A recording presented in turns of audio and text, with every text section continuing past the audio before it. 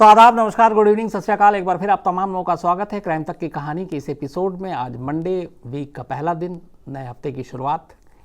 और संडे ठीक ठाक इसलिए गुजरा क्योंकि एक तो हम लोगों की धड़कनें तेज़ थी कि मालूम नहीं विकास दुबे के बारे में कब खबर आ जाए, कहीं पकड़ा गया या सरेंडर हुआ या एनकाउंटर हो गया। तीनों ही सूरत बची, लेकिन ऐसा कुछ हुआ नहीं, तो इसलिए संडे कूलली गुजरा। लेकिन दूसरी तरफ अफसोस की बात है कि 100 घंटे से ज़्यादा हो चुके हैं। 40 से ज़्यादा टीमें लगी हुई हैं, हर डिस्ट्रिक्ट पुलिस अलग से है, लोकल पुलिस भी अलर्ट है। जो यूपी के एमपी बॉर्डर लगता है वहाँ पे, यूपी का जो नेपाल बॉर्डर लगता है वहाँ पर, सारी जगह तलाश जारी है। लेकिन विकास दुबे का कोई सुराग नहीं है, कुछ पता नहीं चल रहा है। तो विकास दुबे कहाँ हो सकता है, इस बारे में हम लोग बात करेंगे, और साथ में इस पूरे मामले में विकास दुबे की जो सच्चाई आ रही है वो सारी चीज़ें। लेकिन शुरुआत एक लेटर से। इस लेटर को मैं इसलिए भी पढ़ना चाहता हूँ आप लोगों के लिए। हम सब अक्सर बात करते हैं डॉन, अंडरवर्ल्ड, फिर पॉलिटिशियन के साथ रिश्ता, पुलिस के साथ रिश्ता, ये नेक्सस, गठजोड़। एक गुंडे को जन्म कौन देता है और सिस्टम कैसे जन्म देता है, ये लेटर उसकी एक बानगी, एक सबूत है। किस तरीके से एक गुंडा जो है छोटे से बड़ा होता है, किस तरीके से उसके जुर्म को नज़रअंदाज किया जाता है, किस तरीके से उसको शह दिया जाता है, ये सारी चीज़ें हम सुनते आए हैं। लेकिन इस पे बातें कम होती हैं और फिर हम लोग भूल भी जाते हैं। लेकिन आज एक ख़त है, एक लेटर है, और ये लेटर इस बात का सबूत है कि असलियत में है क्या, विकास दुबे जैसे लोगों की पैदाइश के लिए जिम्मेदार कौन है। अफसोस की बात यह है कि ये जो लेटर है ये यूपी पुलिस के एक अफसर ने लिखा है और यूपी पुलिस के ही नाम है। और उससे भी अफसोस की बात यह है कि यूपी पुलिस के जिस अफसर ने ये लेटर लिखा है वो अफसर उन 8 पुलिस वालों में शामिल है जिसकी विकास दुबे और उसके गुर्गों के हाथे मौत हुई है।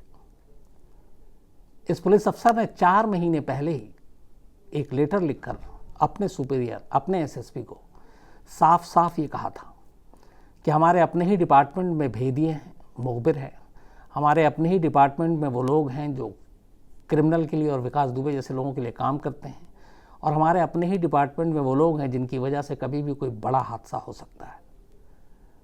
और इत्तेफाक से 4 महीने बाद ऐसा ही होता है। जिस पुलिस अफसर ने ये लेटर लिखा उनका नाम है देवेंद्र मिश्र। ये सीओ, सर्किल अफसर, डिप्टी एसपी, और ये जो पूरा ऑपरेशन था 2 जुलाई की रात विकास दुबे को बिकरू गांव में जाकर उसके घर से पकड़ना या एनकाउंटर करना, उसको लीड कर रहे थे यही देवेंद्र मिश्र, जिनकी अपनी छवि, जिनकी अपनी इमेज बड़ी साफ़ सुथरी, और इस लेटर से भी पता चलता है कि इनकी इमेज क्या थी। तो ये लेटर मार्च में लिखा गया था इसी साल। ये जुलाई का महीना है, करीब 4 महीने हो गए। मैं पूरी कहानी बताऊं उससे पहले मैं चाहता हूं कि ये लेटर आपको पढ़ाऊं।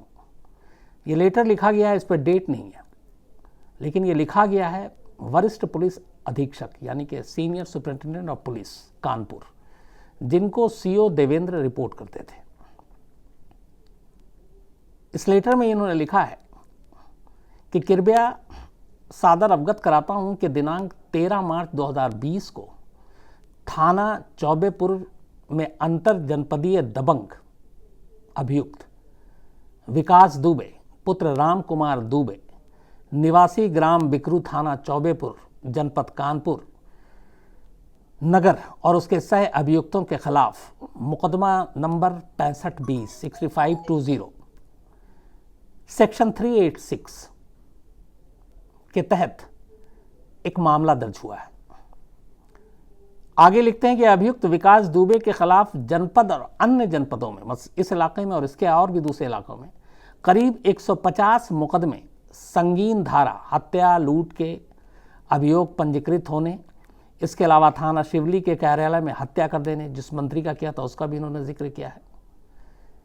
तो ऐसे अपराधी के खिलाफ कठोर कार्रवाई करने के लिए और शांति व्यवस्था बनाए रखने के लिए मेरे द्वारा थाना अध्यक्ष चौबेपुर को निर्देश किया गया था कि ऐसे दबंग अपराधी के खिलाफ सामान्यतः जनता में शिकायत करने का साहस नहीं है, इसलिए इस संबंध में, इस घटना के संबंध में आपको भी बताया था।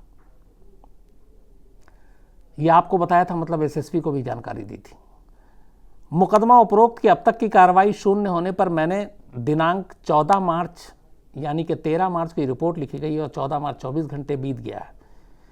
14 मार्च को इस केस का अवलोकन किया तो विवेचक श्री अजहर इशरत द्वारा इस अभियोग में अपनी वापसी में 386 की धारा हटाकर पुरानी रंजिश के संबंध में नया धारा अंकित कर दिया। मतलब जो 386 आईपीसी था वो हट गया। आगे मैं आपको बताता हूँ। तथा इस कार्रवाई के संबंध में उच्च अधिकारियों को अवगत कराने के संबंध में भी लिखा गया। जब मेरे द्वारा विवेचक से इस संबंध में पूछताछ की गई तो विवेचक ने बताया कि थाना अध्यक्ष महोदय द्वारा कहे जाने पर ही धारा हटाने और नया धारा जोड़ने के लिए कहा गया। आखिरी व्यू है, आखिरी पैरा जो है, इस तरह ऐसे दबंग कुख्यात अपराधी के खिलाफ थाना अध्यक्ष द्वारा सहानुभूति बरतना और अब तक कार्रवाई न करना भी श्री विनय कुमार तिवारी जो कि थाना अध्यक्ष हैं कि सत्यनिष्ठापूर्ण संदिग्ध है। अन्य माध्यम से भी जानकारी हुई है कि श्री विनय कुमार तिवारी का पूर्व से विकास दुबे के पास आना जाना और वार्ता करना बना हुआ था।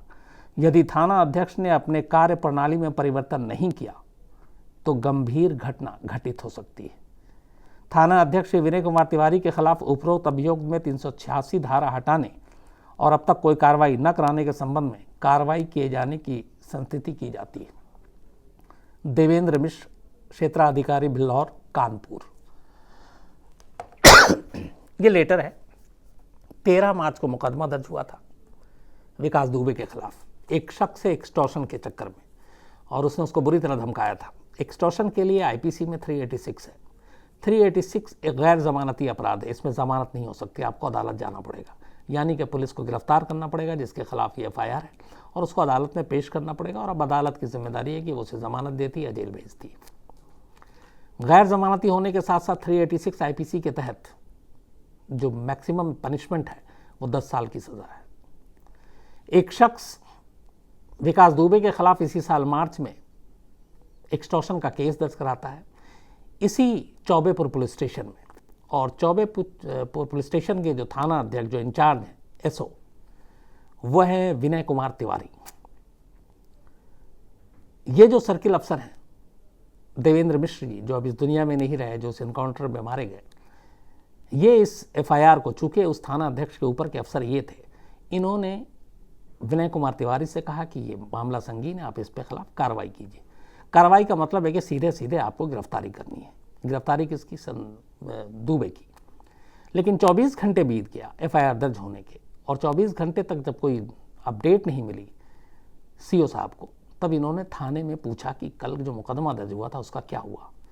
तो जो इस केस का आईओ था वो बताता है सीओ साहब को कि मुकदमे में तो कुछ नहीं हुआ, क्योंकि वैसे भी वो 386 जो है वो हटाकर अब एक पुरानी रंजिश का मामला, पुरानी रंजिश मतलब आपकी दो लोगों की दुश्मनी है, मारपीट है, तो वो बेलेबल ऑफेंस है। तो एक एफआईआर जो दर्ज है उस एफआईआर से सेक्शन हटा दिया गया 386, और किसने हटाया? खुद थाना अध्यक्ष ने अपने बलबूते पे, न किसी से बात की न पूछा, इसलिए ताकि दुबे को राहत दी जा सके। तो जब ये बात सीओ को पता चली तो उन्होंने अगले दिन फिर ये लेटर, उसके बाद चूँकि डेट नहीं है, अपने एसएसपी को ये लेटर लिखा जो मैंने आपको सुनाया। और उस लेटर का लबुलवाब ये है कि एसएचओ की मिली भगत है विकास दुबे के साथ, और ये अक्सर उससे मिलता जुलता है, उससे बातचीत भी करता है, और इस तरह एक दबंग ऐसे ख़तरनाक अपराधी की अगर पुलिस की बातचीत और मेलजोल हो तो इससे आगे चल के कभी भी कोई घटना हो सकती है। जो एग्जैक्ट लाइन है वो यही है कि इस पूरे मामले में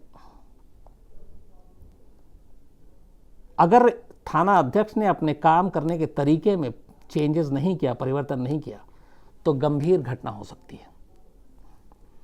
इत्तेफाक की बात है ये मार्च का लेटर है, 4 महीने बीत चुके हैं, और शायद एहसास भी नहीं होगा जिस शख्स ने, जिस पुलिस अफसर ने ये लेटर लिखा देवेंद्र मिश्र ने, कि यह घटना उन्हीं के साथ होगी।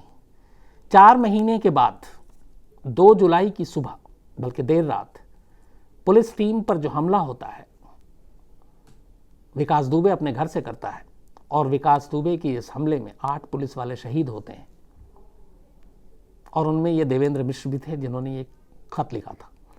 और इस खत में जिसकी शिकायत की वो शख्स विनय कुमार तिवारी, उसी चौबेपुर थाने का अध्यक्ष जिसने 4 महीने पहले विकास दुबे के एफआईआर से आईपीसी 386 का सेक्शन हटाकर एक मामूली रंजिश और लड़ाई झगड़े का धारा लगा दिया था। और उसी विनय कुमार तिवारी को अब पकड़ा गया है, मतलब पकड़ा किया गया, अभी भी गिरफ्तारी नहीं हुई, सस्पेंड किया गया है, क्योंकि उसके ऊपर शक है कि उसने 2 जुलाई को इस पुलिस ऑपरेशन की मुखबिरी सीधे सीधे विकास दुबे से की। जो बात 4 महीने पहले सीओ ने कहा, 4 महीने बाद वही चीज़ सच हुई, लेकिन इस अफसोसनाक तरीके से होगी ये अंदाज़ा नहीं था।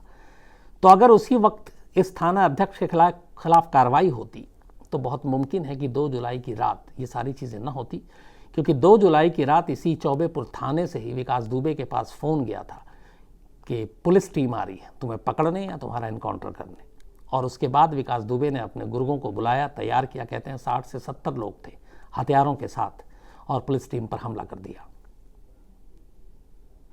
अब यहाँ सवाल ये है कि इस लेटर को एसएसपी को लिखा गया था कानपुर के। इससे पहले और भी कई कंप्लेंट गई दुबे को लेकर, लेकिन कानपुर के टॉप पुलिस ऑफिशियल ने भी कभी कोई कार्रवाई नहीं की। क्या वजह है? सिर्फ थाना अध्यक्ष तक हम लोग अगर रुक के बात करें, एक एसओ को उसके खिलाफ कार्रवाई कर ली तो क्या सब कुछ इंसाफ हो गया? बिल्कुल नहीं। इसका मतलब है कि तार ऊपर तक जुड़ा हुआ है, तार वहाँ से निकलता है। ये तो कहें कि ऐसे कम लोग होते हैं, ऐसे कम विरले ईमानदार होते हैं जो देवेंद्र मिश्र जिस तरीके से लेटर लिखा, कैसे लोगों के खिलाफ कार्रवाई होनी चाहिए, अपने सीनियर को लिखा, रिकॉर्ड पर लाकर लिखा कि कम से कम ये नहीं बिके, ये नहीं झुके। लेकिन इनके सीनियर अफसरों ने क्या किया? अगर पुलिस डिपार्टमेंट ने अपना काम किया होता तो शायद 2 जुलाई की यह घटना नहीं होती, 8 पुलिस वालों की जान नहीं जाती। लेकिन इस जान के लिए जिम्मेदारी भी जो है वो यूपी पुलिस के ऊपर जानी चाहिए। इसलिए कि आपने गुंडे को फलने फूलने का मौका दिया, जब जब मौका मिला उसको रोकने का, उसे पकड़ने का, उसे गिरफ्तार करने का, आपने उस मौके को छोड़ दिया। एक मंत्री का कत्ल होता और उस मंत्री के कत्ल में पुलिस वाले तक गवाही नहीं देते और 4 साल के बाद वो जेल से बाहर आ जाता, अदालत से बरी हो जाता है। और कमाल की बात यह है कि उस वक्त की सरकार उस फैसले को ऊपरी अदालत में चुनौती भी नहीं देती, चैलेंज भी नहीं करती, और वो केस वहीं दम तोड़ देता है। जिस संतोष शुक्ला मंत्री का कत्ल किया था इसी चौबेपुर थाने के अंदर, कमाल है रिश्ता देखिए वहाँ चौबेपुर। कहते हैं कि चौबेपुर थाने के अंदर में करीब 7-8 या 9 गांव आते हैं, और इस मामले में जो थाना है वहाँ पे, थाने के अंदर सुनवाई कम होती है, फैसले सारे विकास दुबे के घर पर होता था। वो खुद ही कानून था, खुद ही अदालत, खुद ही जज, खुद ही वकील, और पुलिस सिर्फ एक तमाशाई थी वहाँ पर। लोगों के हाथ पैर तोड़ना, लोगों की ज़मीनें जब्त करना, लोगों के फैसलों को खुद अपने फैसले में बदलना, और पुलिस खामोश तमाशाई बनी रहे, ये उसका काम था। एक खबर ये भी आ रही है कि 2 जुलाई की जो ये सब कुछ हुआ उससे पहले शाम को जो एक रोहित तिवारी नाम के शख्स ने जो कंप्लेंट की थी जबरन बंधक बनाने की और उसे और उसके ससुर को पीटने की, तो उसमें एक नई चीज़ ये भी आई है कि उसे भी अंदाज़ा नहीं था और वो भी चौबेपुर थाने चला गया था रिपोर्ट लिखाने। उसे क्या मालूम कि चौबेपुर थाने का जो थाना अध्यक्ष है वो विकास दुबे की तनख्वाह पे पलता है। तो जब ये बात हुई तो वो पहुंचता है विकास दुबे के घर, यही थाना अध्यक्ष, और कहते हैं इस थाना अध्यक्ष के सामने रोहित और उसके ससुर को विकास दुबे पीटता है, और ये खड़ा रहता है, देखता रहता है, क्योंकि अदालत, इंसाफ, वकील, दलील सब विकास दुबे ही था इस बिकरू गांव का। तो जब ऐसे कानून साथ देगा तो किसी का भी हौसला बढ़ेगा और वो फिर गुंडा बनेगा। तो ये खत है, अफसोसनाक खत है कि यूपी पुलिस के अफसर का ही यूपी पुलिस के अफसर के नाम, जिसमें इससे बड़ा सबूत कोई नहीं है कि यूपी में गुंडों को कौन पालता है, उनकी परवरिश कैसे होती है। क्योंकि खत रिकॉर्ड पर है, ये लेटर जो लिखा गया है और ये अब सबके पास है, तो आंखें खोलने के लिए काफ़ी हैं कि क्या ये मामला सिर्फ एक एसओ तक था या उसके ऊपर है। एसएसपी ने कार्रवाई क्यों नहीं की? एसएसपी से भी सवाल पूछना चाहिए कि वो सेक्शन अगर 386 हटाया तो क्यों हटाया। एसएसपी ने अगर नहीं की तो एसएसपी के ऊपर कौन है, उनसे ये सवाल किया जाना चाहिए। उनसे ऊपर नहीं है तो फिर रेंज में कौन है, रेंज में नहीं है तो फिर लखनऊ तक कौन है। चेन बनता है तभी ऐसी चीज़ें होती हैं। ये तो पुलिस की हो गई, इसके बाद बात आती है नेताओं की कि नेता कौन से वहाँ पे दूध के धुले। जो पूरी कुंडली निकल के आई है वो ये है कि 25 साल के करीब इसके जुर्म की दुनिया का सफ़र है विकास दुबे का, और इसी 25 साल के आसपास इसका राजनीति का भी सफ़र है। शुरुआत की बहन जी मायावती की पार्टी बसपा से, बहुजन समाज पार्टी से, 15 साल के करीब ये बहुजन समाज पार्टी में रहा। 2 वीडियो आए हैं अभी विकास दुबे के। एक वीडियो में ये बहुत ही पूरे ठसक के साथ बताता है कि मैं बहुजन समाज पार्टी मेरा घर है, मैं उसको छोड़ नहीं सकता। और जो बहन जी हैं वो 100 लोगों के सामने भी मेरा नाम लेके बोलती हैं, विकास क्या है तुम्हारे साथ तो बड़ी नाइंसाफ़ी हुई है। किसी केस में जब पकड़ा गया था तब तो 100 लोगों के सामने बहन जी नाम लेकर बुलाती हैं, ये इसकी ठसक थी। उसके बाद फिर इसने बाद में बसपा जब छोड़ी तो फिर उस बीजेपी में 5 साल रहा, जिस बीजेपी के एक मंत्री संतोष शुक्ला का इसी चौबेपुर थाने के अंदर इसने कत्ल किया। कमाल ये भी देखिए कि ये पार्टी भी भूल गई कि उन्हीं के नेता का एक कातिल था। बीजेपी से मन भर गया तो फिर इसने कहा कि चलो साइकिल चलाते हैं, और 5 साल तक ये समाजवादी पार्टी में भी रहा। तो यूपी की राजनीति में जो भी पार्टी इस वक्त ताकतवर है, जो हाशिए पे नहीं है, उन सारी पार्टियों में इसने सफ़र किया, सैर किया, जाकर घूमा फिरा। और एक वीडियो तो वो है जिसमें एसटीएफ इससे पूछताछ कर रही है, बाकायदा पूछताछ का वीडियो है, और वो उसमें बता रहा है कि कैसे वहाँ पे भी वो धौंस दे रहा है कि बीजेपी के 2 एमएलए जो हैं एक उसी के इलाके के, और ये दोनों मेरे मित्र हैं, मेरे दोस्त हैं, और उनको भी बचा रहा है। तो सत्ता में बैठे नेता, कुर्सी पर बैठे लोग, उनके ज़रिए ऐसे लोग किस तरीके से अपनी जुर्म की दुनिया का सफ़र तय करते हैं, जानते तो हम सब हैं, इस सच्चाई से हम सभी वाकिफ़ हैं। लेकिन बीच बीच में आंखें तब खुलती हैं जब विकास दुबे जैसे लोग हमारे सामने आते हैं और इनकी राजनीति और पुलिस के साथ गठजोड़ की कहानियाँ हमारे सामने आती हैं। तो आज वही पार्टी एक दूसरे पर इल्ज़ाम लगा रही है, कह रही है क्राइम बढ़ गया, एक कह रही है क्रिमिनल भागा हुआ, एक कह रही है 8 पुलिस वालों को मार दिया, अब तक क्या कर रहे हो। लेकिन शायद कोई भी ऐसी पार्टी नहीं है जो अपने गिरेबान में झांक के ये कह सके सच्चाई से पूरी कि हमने कभी किसी क्रिमिनल को अपनी पार्टी में जगह नहीं दी, हमने कभी किसी क्रिमिनल को बढ़ावा नहीं दिया। एक भी पार्टी, मुझे लगता है कि अगर मैं गलत हूँ तो आप ही सोचिए और मुझे बताइए कि इस देश की कोई ऐसी राजनीतिक पार्टी है जिस पर कभी उंगली नहीं उठाई कि आपने एक दागदार इंसान को क्यों टिकट दिया, क्यों लड़ाया, क्यों उनको अपने पार्टी में साथ रखा, क्यों अपने दाएं बाएं खड़े होकर उसे तस्वीरें खिंचवाने का मौका दिया, क्योंकि उन्हीं तस्वीरों से बाद में वो डील करता है। तो पार्टी ऐसी कोई भी नहीं है जो दूध की धुली हो। हर पार्टी ने अपने चुनावी फ़ायदे को उठाने के लिए ऐसे क्रिमिनल का इस्तेमाल किया, और बाद में फिर क्रिमिनल इसी तरीके से उनका इस्तेमाल करते हैं पुलिस वालों पे प्रेशर डलवाकर और अपने केस को हल्का कराकर, कभी धारा बदलवाकर, कभी जेल में जाना है तो जेल नहीं जाना, और जेल चले भी गए मजबूरी में दिखाने के लिए, तो जेल के अंदर ही सारे ऐश भी वहाँ पे उपलब्ध हैं। तो क्रिमिनल के लिए असल में ये हमारी पूरी जो सिस्टम है, क्रिमिनल सिस्टम, जुडिशल सिस्टम, सब यहाँ पे हार जाती है आकर, और इसका एहसास कराते हैं हमें विकास दुबे जैसे लोग, जो कि अफसोस की बात है। तो ये दोनों पहलू हैं। तीसरी बात, अब जो सबसे अहम बात है, 100 घंटे से ज़्यादा का वक्त बीत चुका है। 100 घंटे में विकास दुबे की कोई खबर नहीं मिली है।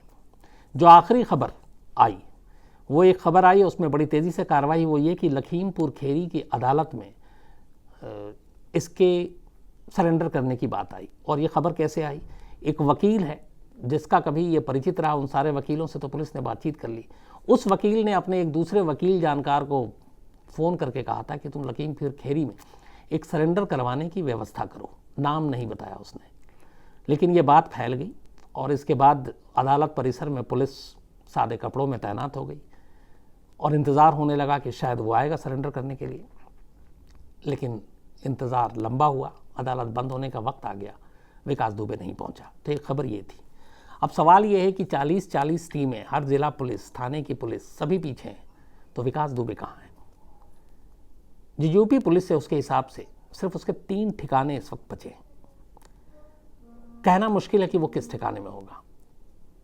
पहला है कि वो नेपाल जा सकता है, लेकिन तीनों के बारे में दलील भी दी जा रही है। दूसरा है कि वो यूपी से क्रॉस करके एमपी पहुंच गया, मध्य प्रदेश। तीसरा है कि वो कहीं नहीं गया, कानपुर के आसपास ही है। अब इसमें सबसे ज़्यादा जो सॉलिड है वो है तीसरा, कि वो कहीं नहीं गया बल्कि वो कानपुर के आसपास है। और इसके पीछे जो लॉजिक है, जो रीज़न है, और जो पुलिस सोर्सेज हम लोग के जो बता रहे हैं, उसकी कुछ वजह है जो जेन्युइन भी है। एक, ये इंसिडेंट जब हुआ, एनकाउंटर, लगभग रात के 1:30 बज चुके थे। 1 से 1:20 तक फायरिंग रुक गई थी। 1:30 का मतलब 10 मिनट, आप अगर 1 बजे भी ले लीजिए तो आधा घंटा आप ले लीजिए, कि 1 बजे अगर फायरिंग रुक गई तो आधे घंटे तक का टाइम। 2 बजे से रात के जो विकास दुबे है उसका मोबाइल फ़ोन स्विच ऑफ हो गया। 2 बजे के बाद से वो मोबाइल ऑन नहीं हुआ है और उसके और भी कुछ नंबर थे, वो सारे नंबर ट्राई किए गए तो वो भी सब ऑफ हो गए। अब पुलिस की जो दूसरी टीम पहुंचती है, जब वहां देखती है कि 8 पुलिस वालों की मौत हो गई, 5 घायल है, तो मामला बड़ा था, फौरन हड़कंप मच गया। रात को ही उस वक्त डीजीपी और होम सेक्रेटरी इन सबको जगाया गया, मुख्यमंत्री को भी रात को ही खबर दी गई। तो जब इतने बड़े पैमाने पे सब खबर हुई तो पहली चीज़ थी वो ये थी, और मालूम था कि इसमें ये भी नहीं कि ये काम किसने किया, क्योंकि ये एक ऑपरेशन था जो रिपोर्टेड था, जो बाकायदा डॉक्यूमेंटेड था कि हम जा रहे हैं इस घर में रेड करने के लिए, और उसमें बहुत सारे बचे हुए भी थे जो विटनेस थे। तो ये मालूम था कि ये नाम विकास दुबे का है, तो पुलिस को पहले ही इसके लिए कोई मेहनत नहीं करनी पड़ी, उसी वक्त पता था कि ये विकास दुबे का काम है। तो पहला काम इस ऑपरेशन के बाद जब पुलिस की टीम पहुंची वो ये था कि वायरलेस के ज़रिए और जितने भी अपने मशीनें हैं, तंत्र हैं, जो भी अपनी टेक्नोलॉजी है, उसके ज़रिए पूरे यूपी में रात करीब 2 से 2:15 के बीच में ही ये मैसेज फ्लैश कर दिया गया था कि विकास दुबे नाम का एक क्रिमिनल, उसने यहाँ ये किया है, और आप हर नाके पे, हर सड़क पे, हर जगह पे उसको देखिए। और रात को नाकेबंदी भी करा दी गई थी, सिर्फ कानपुर के आसपास नहीं बल्कि और भी बॉर्डर लगते हुए एरिया में। ये उसी रात सुबह होते होते लगभग यूपी की सारी बॉर्डर पे फोर्स थी, अलग अलग जो थाने थे वो पहुंच गए। जो पूरे कानपुर से निकलने वाले जितने रास्ते थे, उन रास्तों पे आसपास के सारे ज़िलों की पुलिस को मंगाकर खड़ा कर दिया गया। हर हाईवे, हर सड़क, हर टोल, हर नाके पे पुलिस की टीम थी। जितने सीसीटीवी फुटेज जिन क्योंकि हर टोल पे ये मस्ट है, सारे सीसीटीवी फुटेज निकाले गए। उनमें से किसी में भी किसी ऐसी संदिग्ध गाड़ी में जाता हुआ विकास दुबे नहीं दिखाई दिया। जो गाड़ी मिली जिस पे थोड़ा सा भी सस्पेक्ट था, डाउट था, उस गाड़ी के नंबर चूँकि कैमरे में थे, उनको चेक किया गया तो वो गाड़ी सब जेन्युइन निकली और उनका रूट भी पता किया गया और वो लोग वाकई जा रहे थे। तो ऐसी एक भी चीज़ नहीं मिली जिससे ये शक हो कि फलाने गाड़ी में वो निकल गया और पता नहीं चला। बॉर्डर पे भी नेपाल के रात को ही बता दिया गया था। तो कुल मिलाकर कहानी ये थी कि अगले 1 घंटे के अंदर अंदर आसपास सारे इलाकों को सील कर दिया गया था। नेपाल बॉर्डर तक जाने या एमपी बॉर्डर तक जाने के लिए सड़क का रास्ता ही एकलौता रास्ता है, और उन सारी सड़कों पे पुलिस थी। जो टोल मिले वो टोल को भी चेक किया, तो कहीं से भी उसकी मौजूदगी दिखाई नहीं दी। और रिस्क ज़्यादा था क्योंकि ऐसे करने के बाद आप जब भागें तो हर तरफ आपके पकड़े जाने का खतरा ज़्यादा है।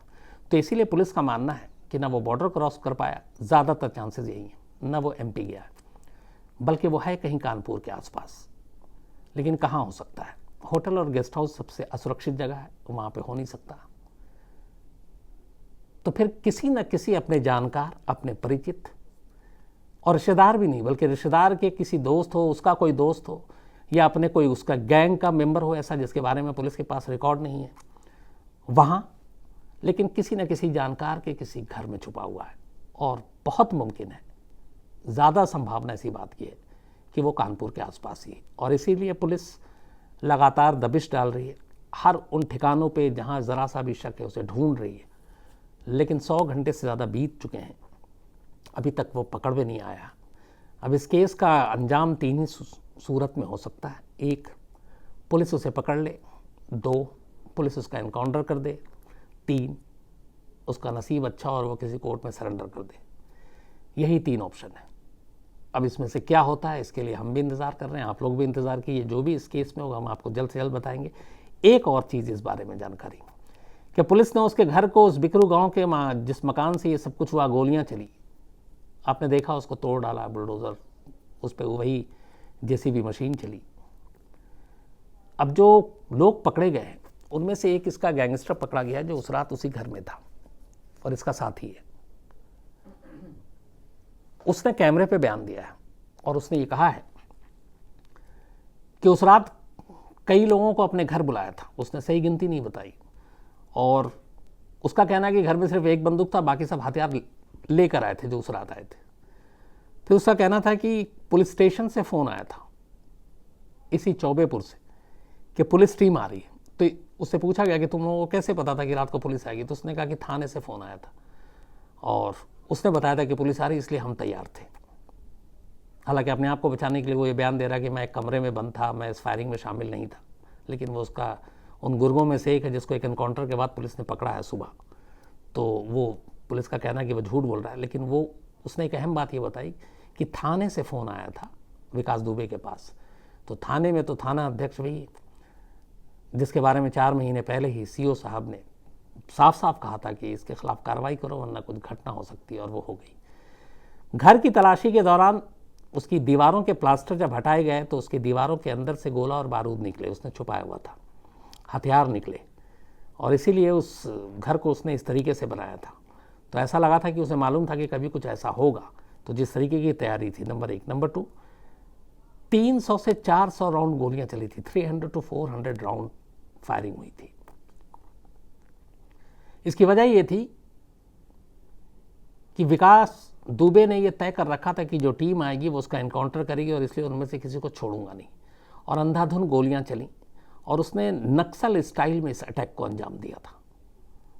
बल्कि ये भी कहा जा रहा है कि जो सीओ साहब की लाश मिली है वो बड़ी, मतलब उसके साथ बहुत कुछ, उन पे हथौड़े से भी शायद वार किया गया, कुल्हाड़ी भी चलाई गई, गोली भी मारी गई, कुछ एक पुलिस वाले के चेहरे पे गोली मारी गई। तो वो पूरा इस तरीके से था कि मारना ही मारना है, और वो भी एकदम जैसे जिस बेरहमी से नक्सल अटैक करती है, सेम उसी ढर्रे पे।